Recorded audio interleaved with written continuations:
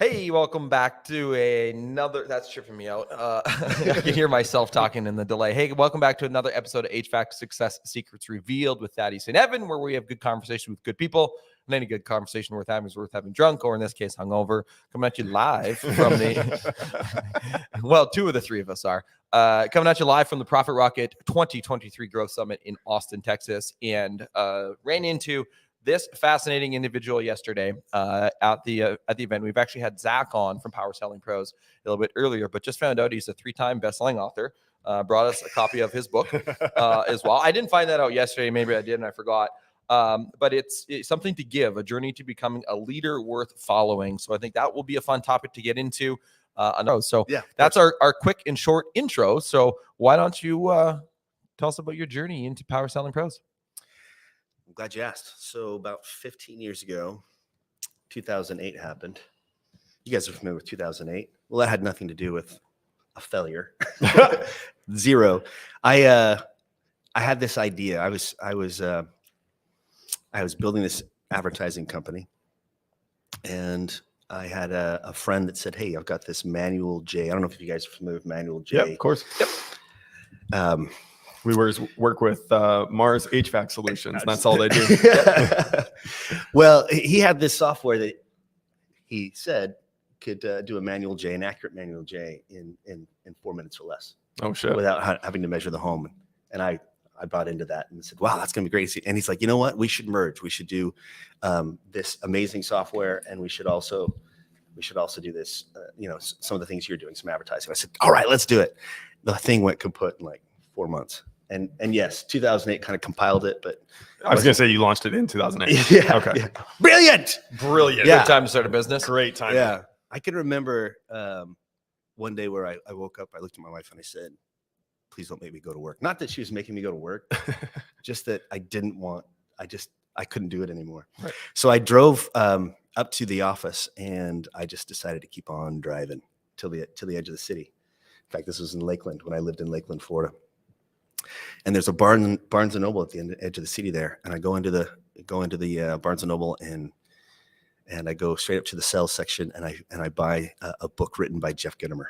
And Jeff Gitomer is one of the best legendary salespeople. Right? Yep. Yeah. So I bought a CD too. Remember? Yep. Remember those CDs? Absolutely. Throw them in your car. So I started listening to him in my car, and within about a minute or two, I almost want to turn it off. He sounded so cheesy. Right? You gotta be positive. You gotta be amazing, right? And all that stuff.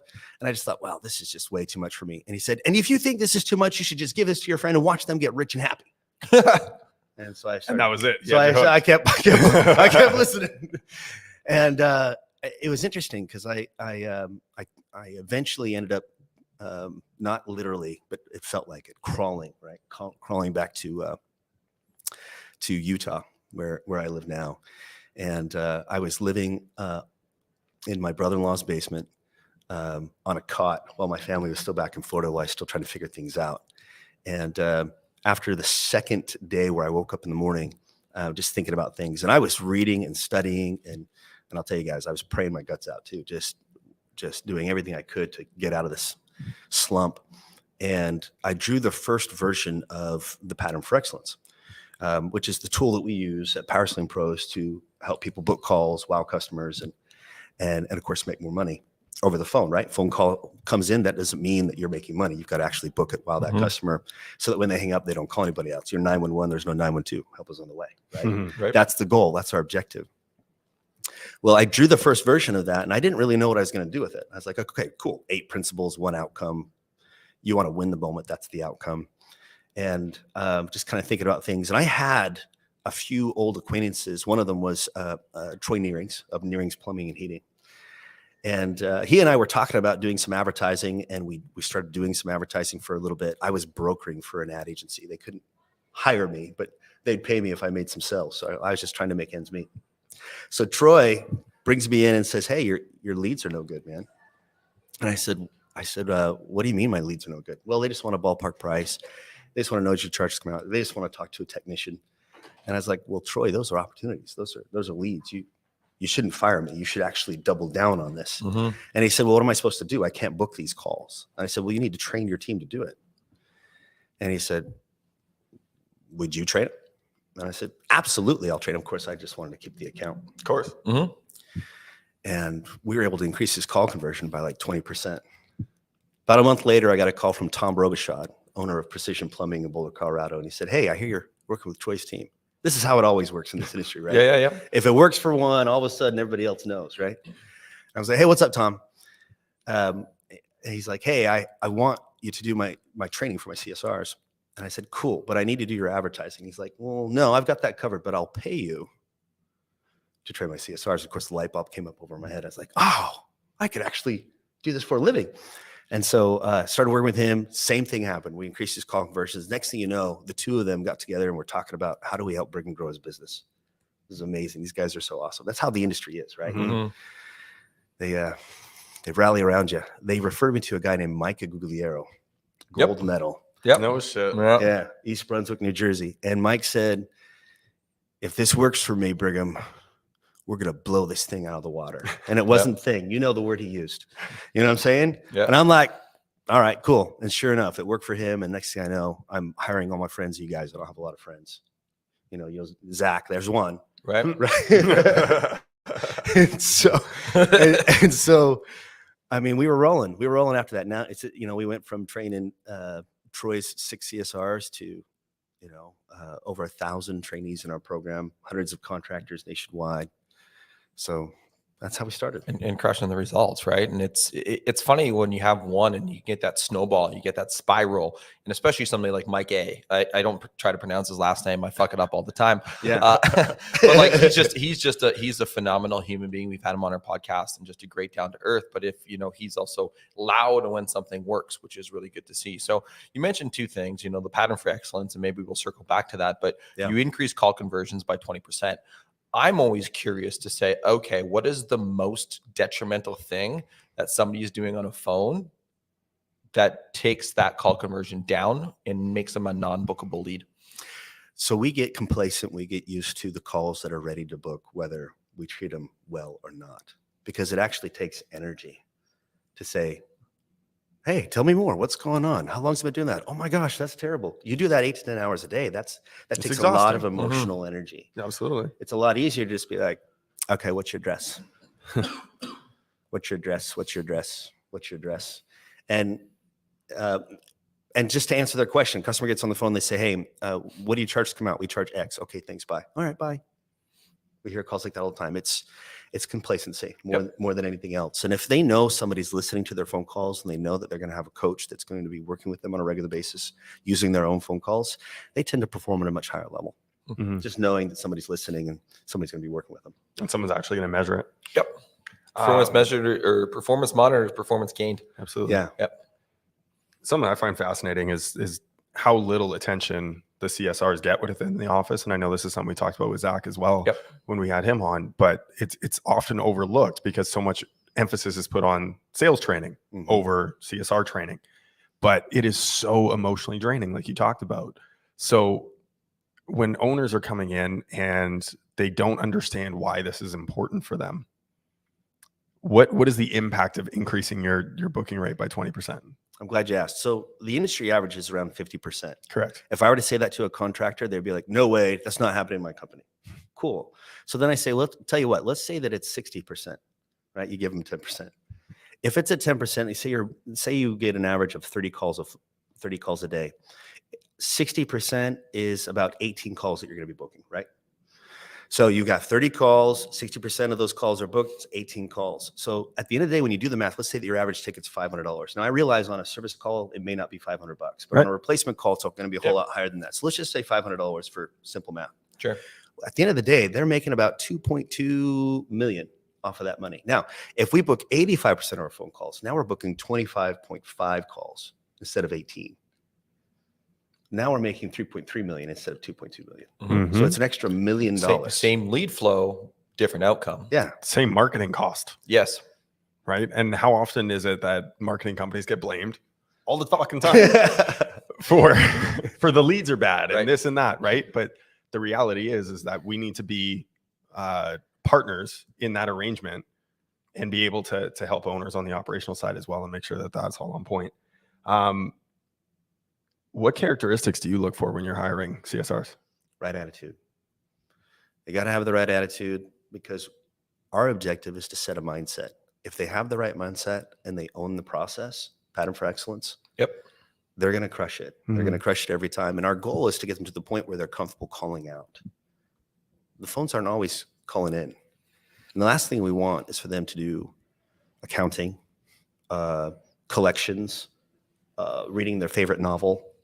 Okay, we don't want them doing that. We want to incentivize them. We want to train and incentivize them to call out and do, say, for example, replacement rehash. Because we know how much comfort advisors do that.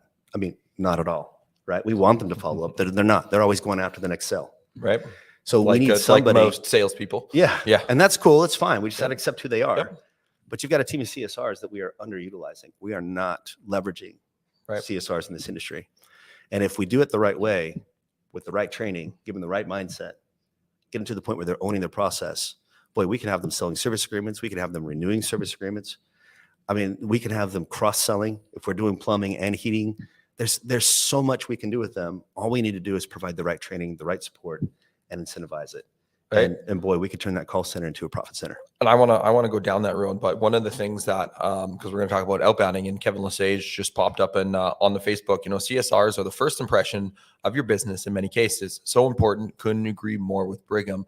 And that's an important distinguishing factor, right? You think about when somebody calls, and Michael Torbay went on a big rant about this, and I love it because the worst thing that you can do if somebody calls is, "Hey, how'd you hear about us?" Right off the bat, it's like, no, they don't care. Their AC is broken. They're hot. They're uncomfortable. Yeah. Have that empathy approach versus, some of the other ways where people answer, right? Like I think of this one person that I call all the time. It's, I don't call them all the time. I shouldn't say I don't go to the doctor's office very often, but when I go and I call, I don't want to, because she's just not pleasant on the other end of the phone. And now I'm still going to go to that person because we really like him. But if it didn't have a good relationship, probably wouldn't go because of the response that they have on the phone. So key thing. So it's a good point. In transitioning over to the calling out, and I think a lot of businesses miss the mark on this because they just think, hey, I'm just going to take what comes in. You look at what we're heading into right now, shoulder season. This is going to be a super, super, super important thing to be able to do. If you get pushback from your CSR team, to be able to get them to actually outbound, they might say, well, that's the comfort advisor's job. That's not my job. How do you handle that sort of an objection to be able to get them to the point of understanding the importance of it for their role? So the first thing you want to do is create momentum inside the office. And you're right. If you cold turkey say, hey, we're training you to actually call out instead of waiting for calls to come in, they're going to be very uncomfortable with that. But if you can create some momentum in that, when calls are coming in and you've given them a skill set, right, a process that they can take and convert a service call into an opportunity to sell a service agreement, right, where you agree to serve them over time. And it's very easy to do. You simply look at their notes at the end where you've booked their call, you've wowed them, right? You've already have that connection. And you simply say, hey, Mr. Jones, I'm looking at your notes. I noticed that you don't have a service agreement with us. I'm only asking because we've been out to your home a couple times over the last year. Why don't you have a service agreement with us? Well, I don't know. But because that relationship is there, the only reason why I ask is because a service agreement, we come out preemptively. We prevent things like this, the thing that you're dealing with right now, from happening. So if you wanted, I could also get you on the service agreement. Gives you priority service. It's awesome. If you want, I can get you going on it right now. And then they see how easy it is. Mm-hmm. And then once they see how easy it is, and then we pay them for that. So step one, it's easy. Step two, we pay them, right? It could be simple, $10. You guys, if they sell 10 service agreements a day, that's going to change their lives. $10, dude, what is that? $100 a day. $100 a day. $100 a day is what? $500 a week. What is that? Over 48 weeks. Help me do the math. 24. Lots of money. Yeah. Okay. Changes everything. Oh, sorry. I didn't add the zeros on there. I just went with 24. My brain is working a little slow today. You'll have to excuse my friend. He's a little. It's a lot of money. Yes. It's a lot of money. So bottom line is the goal is to show them on the inbound calls. Now, once you've created the momentum, they start to see the opportunity. They start to see how they can affect their own income. Then you simply say, hey, when calls aren't coming in, here's a list, call out. And what you do is you start with a happy call, right? Hey, how's it going? We were out to your house 6 months ago. Things going all right? No, things are going fantastic. Awesome. And then you just start talking to them, build that connection again. And if there's an opportunity, provide that opportunity. Mm-hmm. You can cross-sell, you can do system rehash, you can do all kinds of things with those customers. But the only way they continue to be your customers is if you're continuing to reach out to them and providing services to them. Otherwise, guess what? Yep. They might be using somebody else. Yep. You ever go out and you see somebody else's sticker? Doesn't that just drive you bonkers? Mm-hmm. It would drive me nuts. That would drive me mad. Put your sticker over top of somebody else's sticker. Oh, that never happens. No, Not in this industry. No. But it happens because we're not doing things like this proactively. Yep. And so all we need to do is create a little momentum, show them how easy it is on the inbound calls, and then we give them the skill set, the tool set to do it on the outbound calls. Sure. I So love that. one thing that Kevin had mentioned, spiff them, people chase money. Exactly. In what you're talking about with the incentivizing, my opinion on it is that, and people will chase money, but short term. It's not necessarily something that is a great long-term motivator for a lot of individuals. There are some that are bred that way. They love the money. They love chasing it as their motivator, but most people aren't. And that's why I love the way that they're approaching it, where it's easy to do. Yep. We're going to teach you how to do it. And then bam, there's a reward right away for it. Yep. Right. And that's what the money ends up being. Correct. But how, and that's the short term, right? It gets Mhm. them on board in the short term. How do you keep them motivated to do it when the money factor wears off their motivation to do it? So that's a really good question. And it's true. Some people are not motivated. Sorry, inside joke. Every time I try to get that every show. Oh, that's a good question. Oh, shoot. I should have known. I should have known. I should have played harder to get. Darn it. That's later. So with the CSR, that joke was so funny, I forgot my answer. What is it that we were talking about? When money motivation wears off. Oh yeah, when it wears off. Yeah, of course. So whose job is it to keep the board full? Keep the dispatch board full. Whose job is it? It's the CSR's job. Mm-hmm. Well, So if calls aren't my answer is the owner. of course, yeah. Right. Yeah, they should just You're responsible for everything. Sure. Right? Yeah. Like, But if I'm in the CSR department, I don't want them to be so focused on answering the phones. That's all they do. correct. Right. I want them to focus in on that dispatch board, make sure it's completely full, so our technicians are busy. Right. That's their job. We want to focus in on that. So what do? What we want to do is we want to build a culture. Right. Interesting segue into the book here. Right. Right. We want to build a culture that is running by itself and it's motivated by something other than the box outside. Mm-hmm. Right. And I realize this is heating and cooling, but you guys, if say, for example, Zappos can get you drinking the Kool-Aid off of selling shoes, we should be able to do it with a system that actually saves lives. Right. I mean, in some cases, when it's really hot or really cold, it actually saves lives. So why aren't we creating intuitive purposes inside of our organizations so that they're motivated by something that's bigger than them? Right. Right. So, and that's, I'm going to assume that's kind of the basis Yeah. of what you have here. It's part of it. Sure. Yeah. Right. And so the 8 P's that are on here, is that your pattern for excellence? The pattern for excellence is in there, but no, this is like after the pattern for excellence. Okay. Well, in the essence of time, let's dive into this versus. Can we pattern of circle excellence. back Yeah. on power of excellence really quick? Yeah, let's do it. All right. So what is it? The pattern for excellence. Pattern of excellence. It is a tool. It's basically a way to help customers feel wowed. Hmm. Right. We want to win that moment. Right. So if you wanted, we could totally jump into it. But here's the thing: if a CSR is armed with a pattern for excellence, it is not only going to affect the way that they talk to the customer over the phone. The way they interact with their family Mhm. is going to change. Mhm. You know, their spouse is going to say, "Hey, there's something different here. There's something going on. You're actually listening to me more often. You're more empathetic. You're more caring. You ask more questions. I just love it." The kids are like, "Hey, this is so fantastic. I like the new you. Right? You're amazing, Mom." Even our coaches get feedback from their family all the time. So the cool thing about the pattern for excellence is that you have the ability to practice this skill set, this tool set, over and over and over again for 8 to 10 hours, and then you're able to take it home. Why? Because it's a set of principles, right? We're focused on positive attitude. We're focused on preparation, listening, caring, reassuring, asking the right questions, creating value, being grateful. You master that set of principles, you're going to win the moment, not just at work, but at home as well. So, little something on the complete picture, right? But it's that purpose, right? And Stephanie Gorton was the one on LinkedIn who mentioned this, right? Align them with purpose and give them investment in the big picture. Have fun, guys. Oh, don't worry, we will. Already have. But really, that's it, right? When you have a purpose driven, when you have a bigger mission, something that is bigger than themselves to buy into, and the purpose is nuanced to each individual person, in a sense, right? But you have the bigger mission of the company, but then the bigger mission of the individual to be able to get them bought into that. Now you're going to create that movement that you need within inside the organization to get them to do their outbounding. Exactly. Yeah. So diving into the book here. Yes. We've Something to give. Well, and I like how the table of contents is set up here with the foundation, the work, and the future.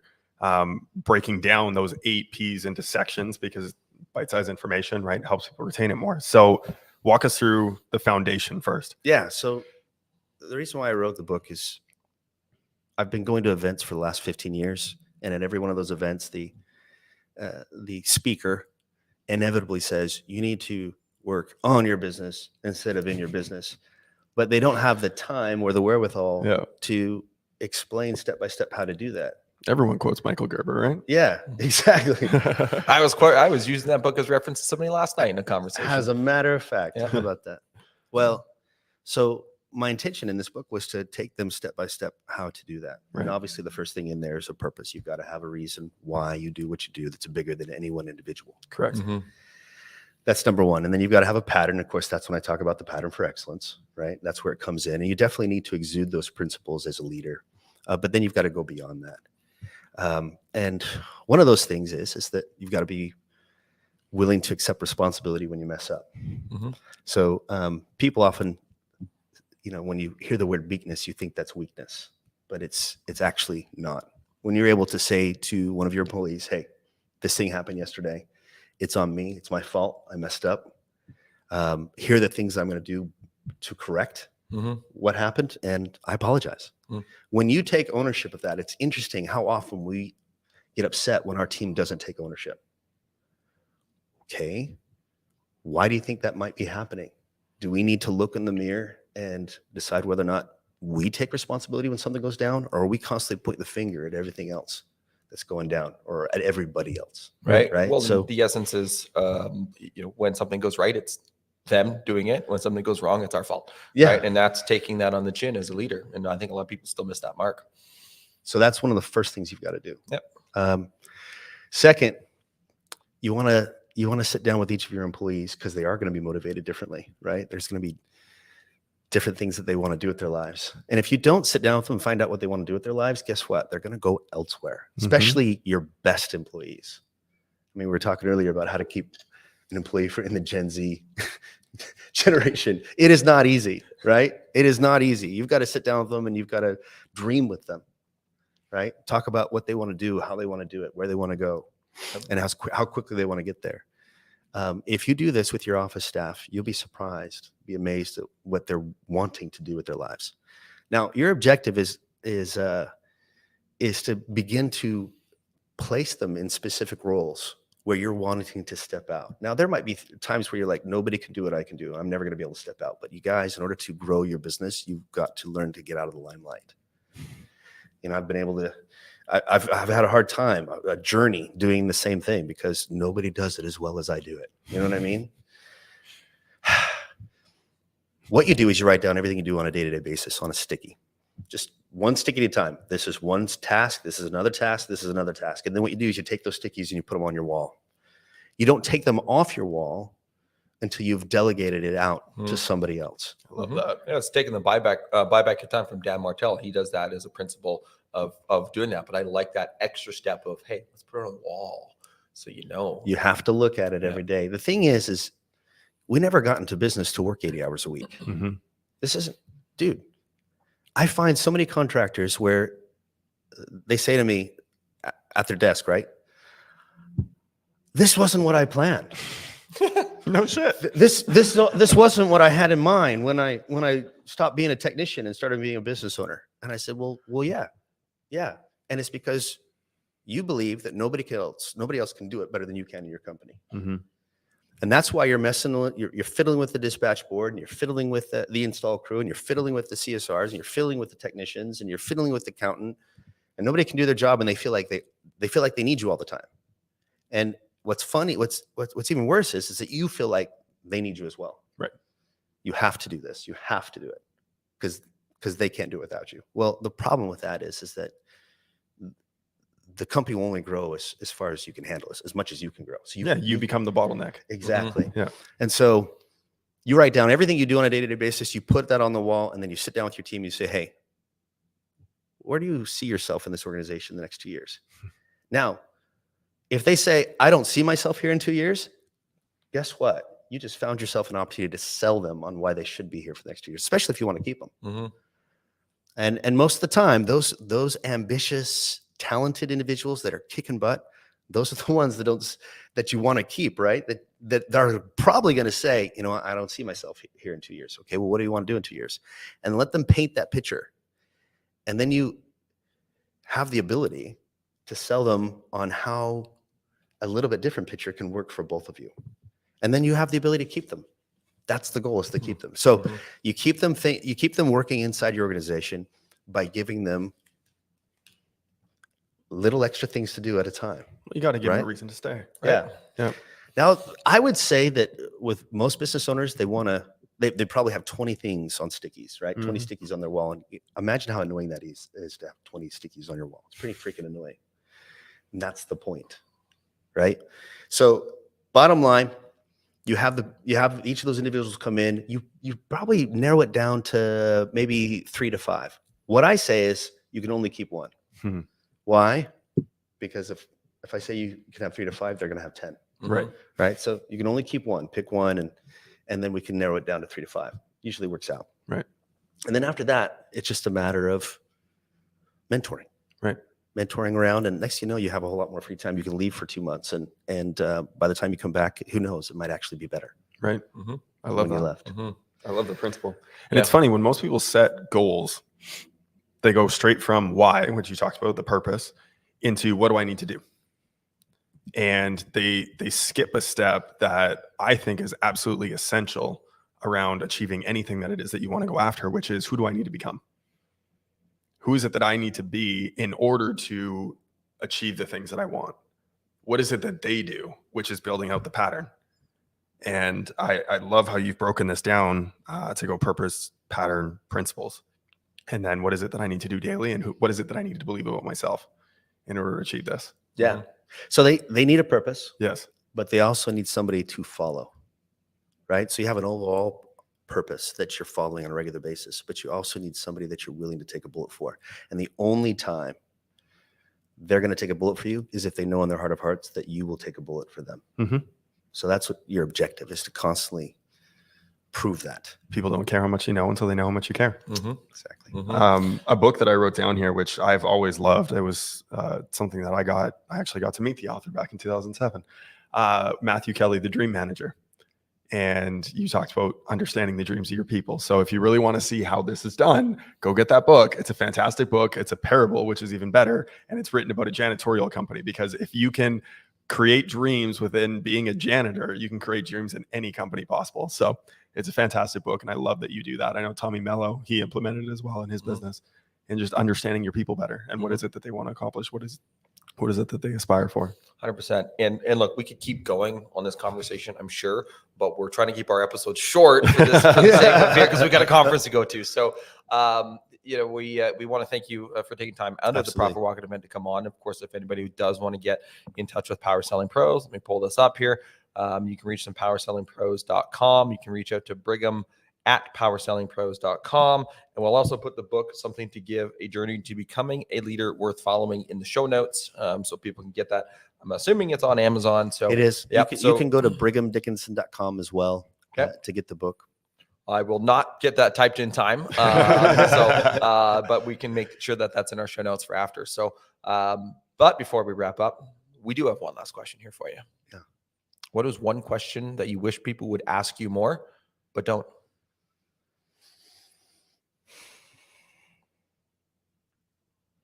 I love that question.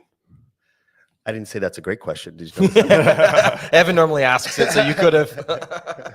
That one doesn't count, though. It's our trademark signature one. Yeah. finishing question. Yeah. I love it. I love it, and it doesn't happen very often. But I love it when they ask, I'm not sure I can keep my CSRs. Are you sure you can train them? The reason why I love that question, and I probably can count on my fingers how many I've gotten it, is because this is the thing that motivates me. To be able to take a CSR from about to being let go to performing extremely high level. I mean, that's the coolest thing ever.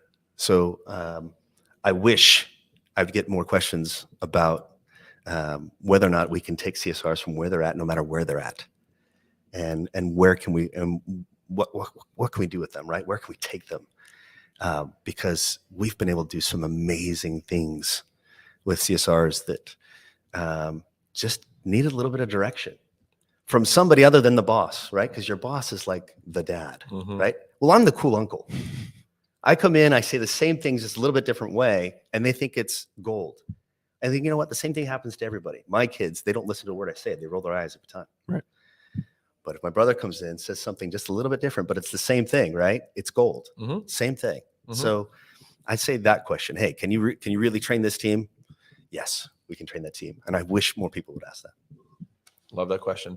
Well, and something that I've said numerous times to anybody, even on our show, even on our team, is we will repeat the same message over and over and over and over again to our internal team, to anybody else, because you're not ready to hear it until you're ready to hear it. And it's we learned this in Cutco when we're doing Cutco. We learned it in Best Vision Media when we're doing the magazine. Somebody's like, "Why do you say the same thing over and over again?" Because you don't hear it until like the 10th time, and then you finally have the light bulb where you try it, and you're like, "Yeah, I've told you that like 20 times." You don't ever say that to somebody that way, but like told it to you 10 times, 15 times, 20 times. You finally just got it, right? And that's why sometimes that repeating ad nauseum, you think it's getting redundant, but they don't actually hear it until they're ready to hear it. Totally true. Yeah. Well, appreciate you taking some time. You bet. And thanks for the opportunity. And until next time. Cheers. Well, that's a wrap on another episode of HVAC Success Secrets Revealed. Before you go, two quick things. First off, join our Facebook group, facebook.com/groups/HVAC Revealed. The other thing, if you took one tiny bit of information out of this show, no matter how big, no matter how small, all we ask is for you to introduce this to one person in your contacts list. That's it. That's all. One person. So they too can unleash the ultimate HVAC business. Until next time, cheers.